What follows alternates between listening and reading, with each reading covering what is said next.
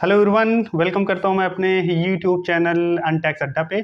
आज के इस वीडियो में हम लोग समझेंगे कि अगर आप व्यापारी हैं, बिजनेसमैन हैं या सर्विस प्रोवाइडर हैं, सर्विस प्रोवाइड करते हैं, तो आप पे किस पॉइंट पे जाके जीएसटी रजिस्ट्रेशन लेना मैंडेटरी हो जाता है। यानी कि सीजीएसटी एक्ट 2017 के अकॉर्डिंग आप पे जीएसटी लेना कंपलसरी है, यानी कि मैंडेटरी हो जाएगा। अगर आप नहीं लेंगे तो फिर अकॉर्डिंगली सीजीएसटी एक्ट के अकॉर्डिंग आप पे पेनल्टी, आप पे इंटरेस्ट लगाया जा सकता है।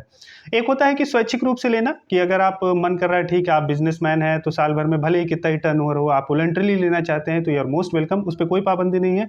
आप कभी भी जीएसटी रजिस्ट्रेशन जीएसटी डिपार्टमेंट या वेबसाइट पे अप्लाई करके आप ले सकते हैं। लेकिन इस वीडियो में हम लोग समझेंगे सेक्शन 22 सीजीएसटी एक्ट 2017 का, जो कि रजिस्ट्रेशन के बारे में बात करता है। यानी कि वो कहता है कि आप पे लायबिलिटी कब आएगी कि आप जीएसटी रजिस्ट्रेशन करा लें।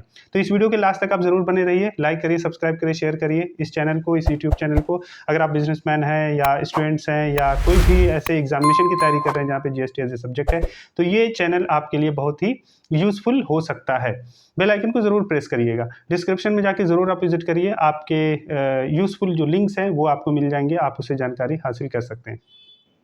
तो चलिए डिस्कस करते हैं सेक्शन 22। देखिए सेक्शन 22 जो सीजीएसटी एक्ट 2017 का है, वो 4 सब सेक्शन में बटा हुआ है। यानी कि सेक्शन 22 के अंडर में 4 पॉइंट है, यानी कि 4 ऐसे सिचुएशंस हैं कि जहां पे जीएसटी लेना एज ए बिजनेसमैन अगर आप हैं तो वो कंपलसरी हो जाता है।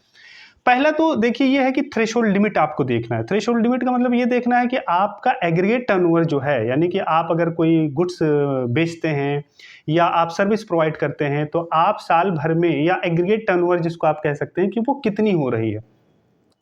तो उस एंगल से, उस पर्सपेक्टिव से आप ये कह सकते हैं कि अगर इसको हम 2 कैटेगरी में बांट लेते हैं, एक गुड्स, एक सर्विसेज। गुड्स के लिए अगर आप सिर्फ माल में डील कर रहे हैं, कोई प्रोडक्ट है उसको आप सेल कर रहे हैं, खरीद रहे हैं, मैन्युफैक्चरिंग कर रहे हैं, उसके बाद बेच रहे हैं, तो उसके एंगल से हम लोग बात करेंगे। वहाँ पे फिर 2 कैटेगरी में बात करेंगे कि आप नॉर्मल स्टेट में ये बिजनेस कर रहे हैं या स्पेशल कैटेगरी स्टेट्स में ये बिजनेस कर रहे हैं। स्पेशल कैटेगरी स्टेट कौन कौन से होते हैं? मणिपुर, मिजोरम हो गया और नागालैंड। इसको 3 को अभी आप अपने जहन में बिठा के चलिए। हालांकि इससे पहले भी और भी स्टेट थे, अंडमान निकोबार था, और भी जो केंद्र शासित प्रदेश से वो आते थे, लेकिन नोटिफिकेशन 2019 के नोटिफिकेशन के बाद वो स्पेशल कैटेगरी स्टेट से हटा दिए गए। अभी के लिए फिलहाल आप मणिपुर, मिजोरम और नागालैंड मान के चलिए कि ये स्पेशल कैटेगरी के स्टेट्स हैं। अगर आप नॉर्मल स्टेट में हैं, जैसे कि उत्तर प्रदेश, बिहार, हरियाणा, पंजाब, ये सब नॉर्मल स्टेट्स में अगर हैं, अगर आप सिर्फ गुड्स को बेच रहे हैं और उसमें डील कर रहे हैं, तो एग्रीगेट टर्नओवर आपका देखा जाएगा कि 40 लाख साल भर में हो रहे हैं या नहीं हो रहा है। अगर आप 40 लाख के अंदर हैं तो आपको जीएसटी लेने की जरूरत नहीं है। मन से लेना चाहे वॉलंटरी तो अलग बात, आप ले सकते हैं, लेकिन 40 लाख से अगर ज्यादा हो रहा है साल भर में एग्रीगेट टर्नओवर का मतलब कि टैक्सेबल, अगर आप कोई गुड्स बेच रहे हैं, एग्जेम्प्टेड गुड्स आप डील कर रहे हैं, नील रेटेड गुड्स डील कर रहे हैं, सारा मिला के उसमें बात हो रहा है आपसे, तो वो टैक्सेबल टर्नओवर, एग्रीगेट टर्नओवर आपका 40 लाख से ज्यादा होगा, तभी जाके सेक्शन 22 कहता है कि आप पे लायबिलिटी आ जाएगी कि आप जीएसटी रजिस्ट्रेशन लें। ये तो हो गया कि जो गुड्स में डील करते हैं। अगर आप सर्विसेज में डील करते हैं, यानी कि आप कंसल्टेंसी सर्विस दे रहे हैं, आप टीचिंग सर्विस दे रहे हैं, आप कोचिंग सर्विस दे रहे हैं, आप आईटी सर्विस दे रहे हैं, आप कोई भी ऐसे सर्विसेज आप प्रोवाइड कर रहे हैं, तो वहाँ पे भी अगर नॉर्मल स्टेट में अगर आप ये सब कर रहे हैं तो 20 लाख तक लिमिट रखिए। 20 लाख से ज़्यादा हो जाएगा तो आपको जीएसटी लेना पड़ेगा। अगर आप स्पेशल कैटेगरी स्टेट्स में हैं तो 10 लाख से ज़्यादा हो जाएगा तो आपको जीएसटी, एग्रीगेट टर्नओवर 10 लाख से ज़्यादा हो जाएगा तो आपको जीएसटी मैंडेटरी हो जाता है। So this is the first point, section 22 का सबसेक्शन 1, जो कि ये एक थ्रेशोल्ड लिमिट, आप कह दीजिए कि ये थ्रेशोल्ड लिमिट के आधार पे जीएसटी कंपल्जन की बात हो रही है यहाँ पे।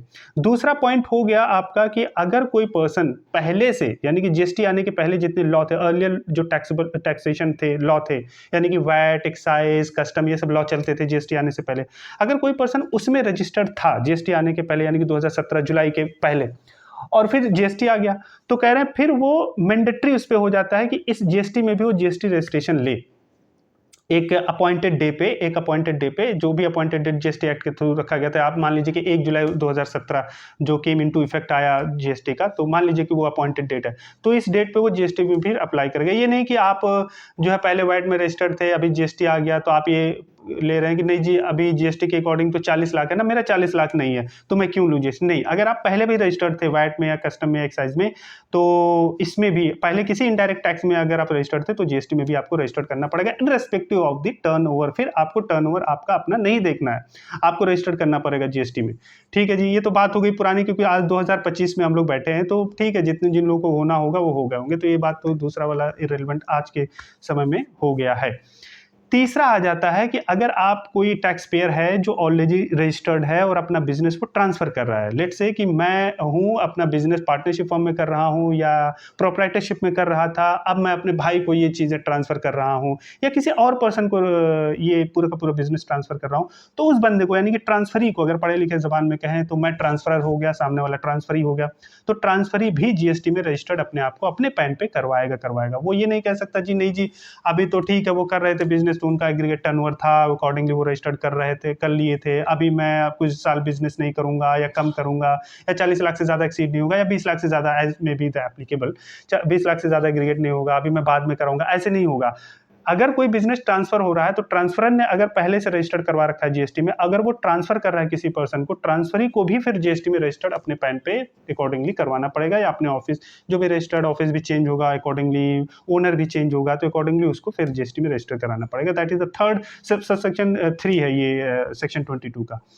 चौथा पॉइंट हो जाता है अमेलगमेशन और डीमर्जर के केस में। अगर एक कंपनी है दूसरे कंपनी में अमेलगमेट हो रही है तो ठीक है, फिर उसके बाद अमेलगमेशन के बाद भी जो अमेलगमेटेड कंपनी है, फाइनली मान लिया कि ए कंपनी है बी कंपनी में अमेलगमेट हो रही है तो न्यू कंपनी हो गई ए बी कंपनी, तो ए बी कंपनी को अकॉर्डिंगली फिर जीएसटी में रजिस्टर कराना पड़ेगा। इसी केस में डीमर्जर है, डीमर्जर मतलब पहले से कोई कंपनी है अब टूट के उसमें से अलग डीमर्ज किया जा रहा है, एक कंपनी थी दो कंपनी बन गई, एक तो ऑलरेडी एग्जिस्टेंस में थी और दूसरी कंपनी एक नई ईजाद हो गई तो उसको डीमर्जर हम लोग कहते हैं। तो जो नई कंपनी डीमर्ज होकर बनी है उस कंपनी को भी जीएसटी लेना पड़ेगा।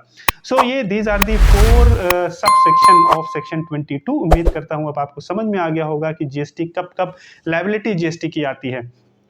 अगले वीडियो में हम पढ़ेंगे कि कब आपको जीएसटी की जरूरत नहीं पड़ती, अगर आप इन गुड्स में डील करते हैं या इन सिचुएशन में जीएसटी कंपल्जन नहीं है, किन किन लोगों को जीएसटी लेने की जरूरत नहीं है इर्रेस्पेक्टिव ऑफ टर्नओवर, वो कितना भी टर्नओवर करे, वो करोड़ों में कमाए या करोड़ों में टैक्स एग्रीगेट टर्नओवर हो उनका, फिर भी उन पर जीएसटी लागू नहीं होता। ये अगले वीडियो में आपको मिलेगी। आपने अपना कीमती वक्त दिया उसके लिए थैंक यू सो मच।